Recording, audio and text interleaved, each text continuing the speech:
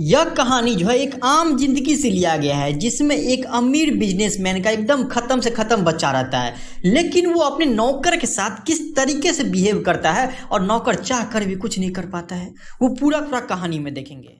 इस कहानी के जो सबसे मेन एक्टर है वो आपको सेन साहब है, जो कि अमीर और बिजनेसमैन रहता है। और सेन साहब सबसे ज़्यादा प्यार करते थे तो अपने कार से, जिसको वो 7,500 में खरीद कर लाए थे, और ऐसा कार पूरे इलाका में नहीं था। और सेन साहब को ना इस कार पर नाज होता था कि मेरे पास ये कार है, और वो अभी भी ब्लैक कलर का था और ऐसी चमक देता था, इतना साफ सफाई करके रखता था कि आप उस पर अपना मुंह देख सकते थे।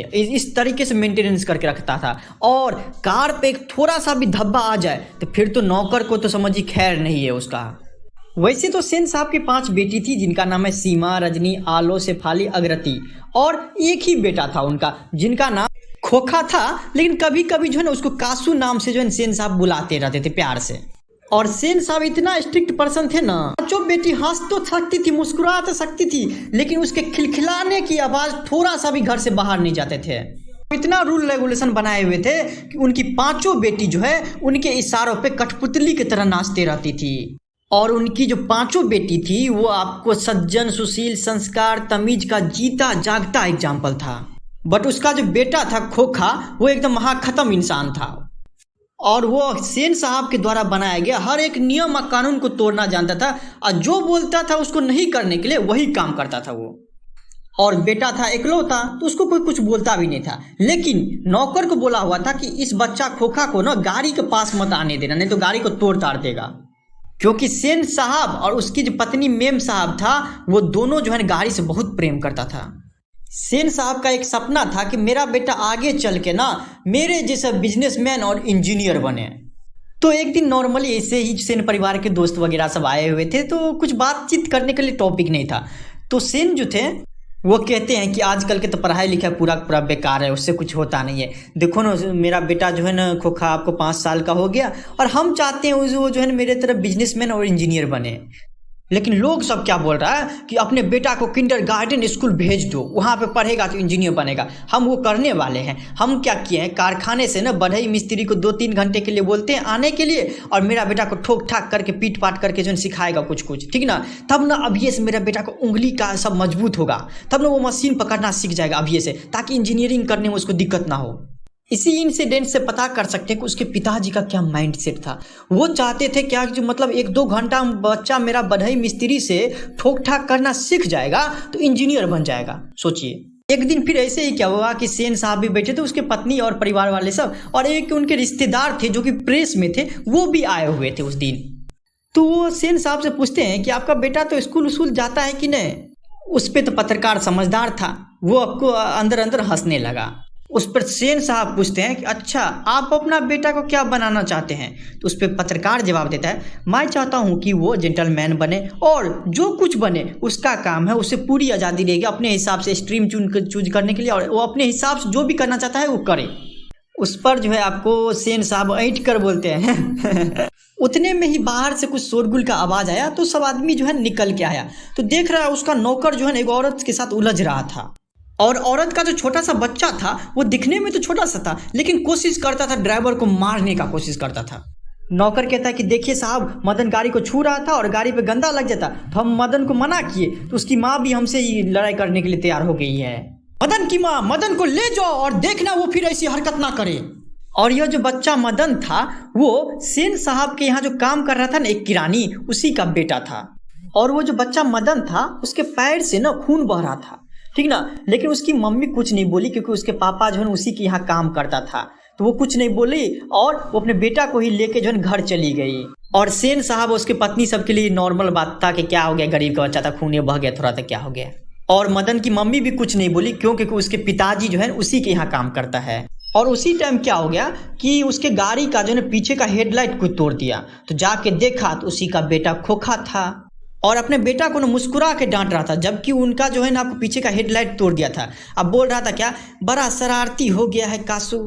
उसके थोड़े देर बाद क्या हुआ कि उनका जो दोस्त था मिस्टर सिंह, वो आपको घर जाने के लिए जा रहा था, तो अपने कार के पास गया ना, तो देखा एगो टायर तो पंचर है। फिर वो पीछे जाके देख रहा है दूसरा, तो दूसरा का भी हवा निकला है। लो अब करेगा तो करेगा क्या।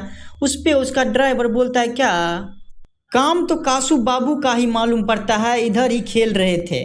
उसके बाद क्या किया, उसका जो नौकर था वो पंप लाने के लिए चला गया। अब तो गाड़ी में से हवा निकल गया था, तो सेन साहब और मिस्टर सिंह जो है लॉन में आपको कुर्सी पर बैठ कर इसे बातचीत करने लगा।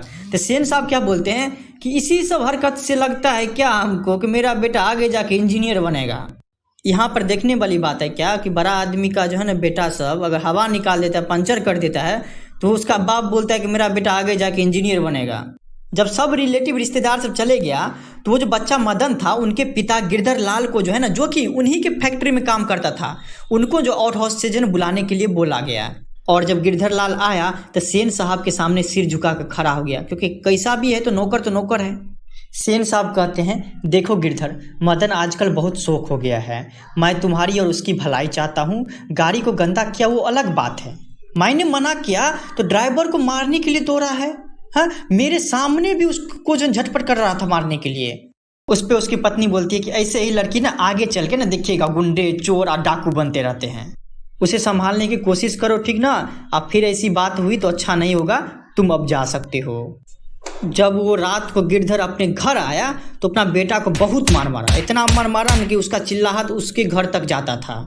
और उसी टाइम जो है सेन साहिबा और सेन साहब जो है दोनों सोए हुए थे, तो बातचीत करने लगते हैं कि वो सेन साहब कहते हैं कि पता है कि गिरधर न खुद समझदार आदमी हमको पता है, लेकिन उसकी बीवी ही जो है उसके लड़के को बिगाड़ दिया है, ठीक ना।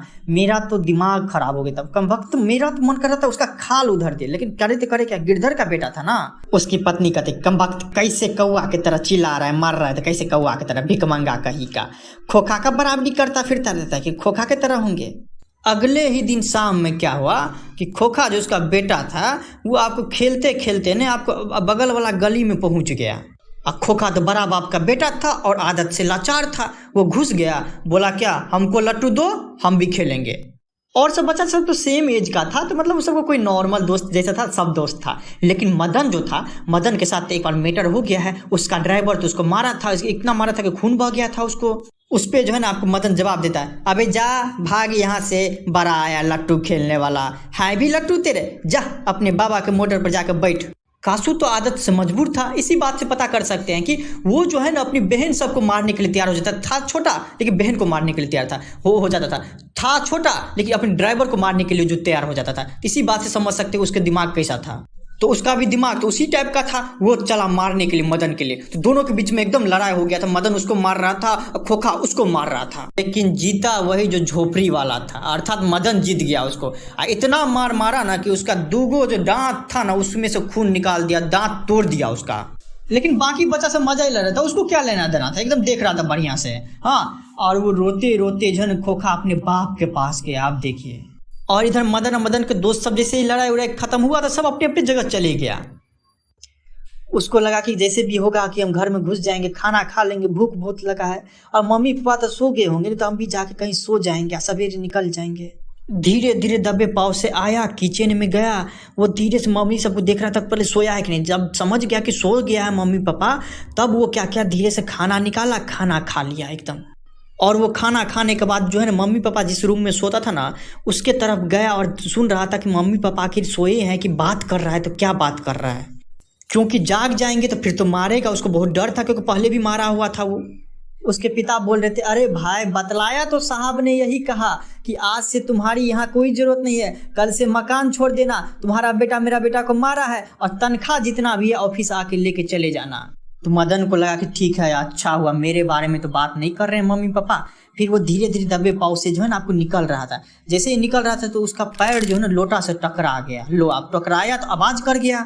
अब उसके पिता गिरधर जो है निस्साय निष्ठुरता के साथ मदन की ओर बढ़ते गया और उसके पिता जो है हंसी से एकदम मुस्कुराने लगे और अपने बेटा को पकड़ के हाथ में उठा लिया। और मदन तो हक्का बक्का हो गया पिता को देखकर। उसको लगा कि हमको तो मारेगा, लेकिन पिता तो मुस्कुरा रहे हैं।